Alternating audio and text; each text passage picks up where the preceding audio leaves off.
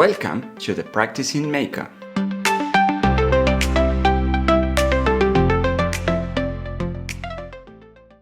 In proceeding cautiously on the affair that involves an overriding relationship between numerous sciences from political economics to condensed matter, our capacity to maneuver in pursuance of provoking a stampede of positive vibes is strengthening mainly due to the market conditions around the world, or technically, the global value change. The votaries of anti-globalism come across a menace in treating economic events openly when they see inconsiderable progress in the competitors. The tremendous rapacity of mandatory flows in economic cycles repulses the extravagances of the cognitive biosphere, anointed with the huddle of electors, persuaded by the indefatigable facts of geopolitical persistence to renew and challenging traditional institutions. The decisive demise of the topical arrangement into the anomaly construction, in the fullness of time, has teamed with uncultivated cultural skills of forbearance that are no part of the societal redemption. Weakness and darkness in the spirit also deserve a degree of cultivation by habits preceding the hierarchical organization at the service of the efficacy, however, not always diversing a quantifiable vocation to employ an astringent human reaction against a setback relents a solution because to scatter the imperceptibility of the dominant narration furtively dictates the effectiveness relying on the usefulness in posterity, though entrenched in habits avoiding deference. This is similar to a truism.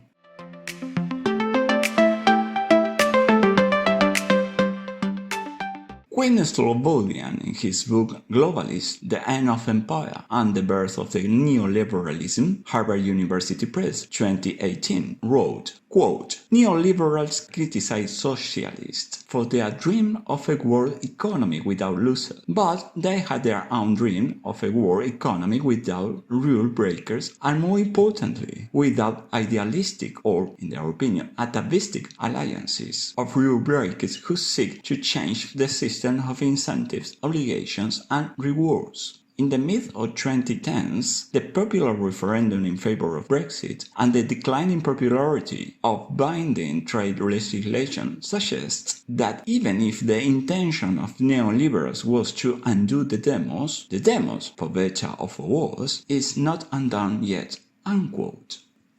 Someone is never the same as repeating an action. The translucency of such perceptions endows us with mindful charisma to catch mental states. Without determining to act in the self-discipline, it's like a crayfish looking ahead but walking aside or back. By exploring the trap of scientific realism, the aftermath of idiosyncratic action, far and wide, exerts its power in our judgment as a hidden and unfazed scepter that nobody could repel. Otherwise, it would not be a sane rapture of lucidity. The proclamation of discomfort or recognizing our doubts is an aesthetic intention to illuminate a way to the deprivation of precepts and concepts inherent in mundane behaviors, where wit and ethical worth are merits.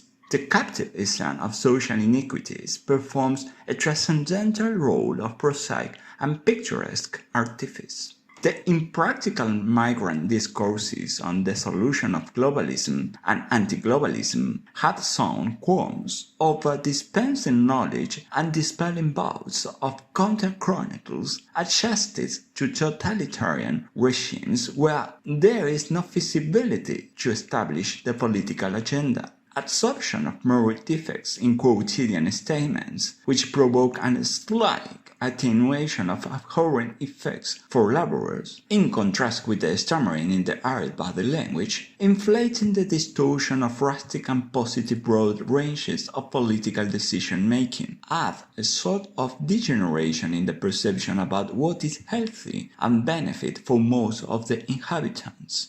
Moreover, it ridicules circumspect tradition concerning the technological sophistication of modern multinationals as the model to follow. The shadow of oligarchy is always present.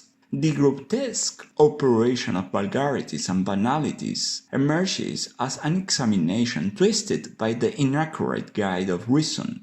The project of becoming could not be prefixed a priori. It grazed on the a posteriori residue, whose valoration experiences close examination by the divergent struggles of the scientific and philosophical community. The fifth and cynical mental pollution betrothed to enhance the receptivity of disingenuous equality or shimmering inequality in political actors never could resist the testability of impervious logical strictness. Human activities do not cope with the totality of the human condition without multiformity and the multiplicity, even when gallantly bowing for the obeisance of outperforming the perusal of mental states, they impose a certain degree of sufficiency, undermining pivotal epistemic values. Societies arrested by the hither and thither of the monomaniacal algorithm founded by the plausible economic development of technological business didn't furnish achievements with the aura of justificative superiority resting in the incongruence of spendthrift learning.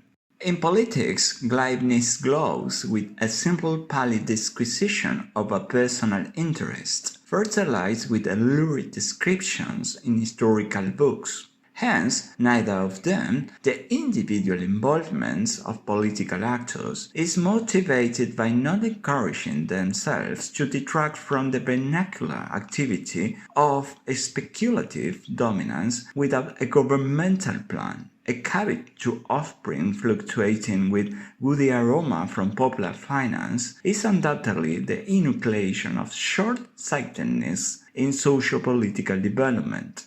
Inhabiting the moral subsidiaries of technology, as much as we know, an expected interlude of any restful consciousness smites the untapped potential for social development from which the wayfaring of thought to get ideas across, dissolving mistakes and the system to convey explicitly where the problem resides. Having held the counterpart, the illusion, fabricating the world as a product with an interpretation, value, symbol, and the act of grasping what is real, determines the reality as the imposture of being recognized as a cognitive agent for popping up the overmanning in the sequestration of the physical receptiveness.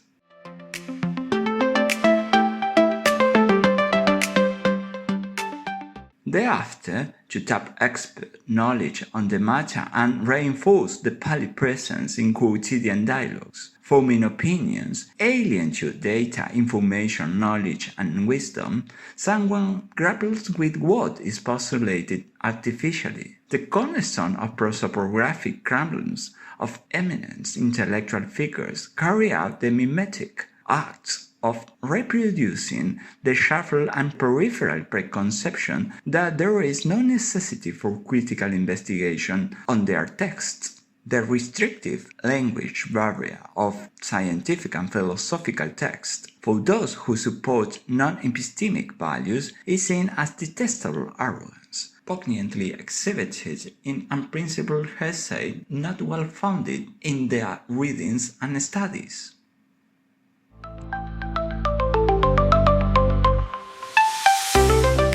Thank you very much for joining us. We were with you. Script and voiceover, Juan Eduardo Reluz Machicote. Sound and image, Jessica Francesca Garcia. Direction, Griselida Reluz Chafloque. We hope you enjoyed the conversation and found some valuable insights. Remember to stay curious, keep exploring, and never stop learning. Until next time, take care of yourself and each other. Cheers!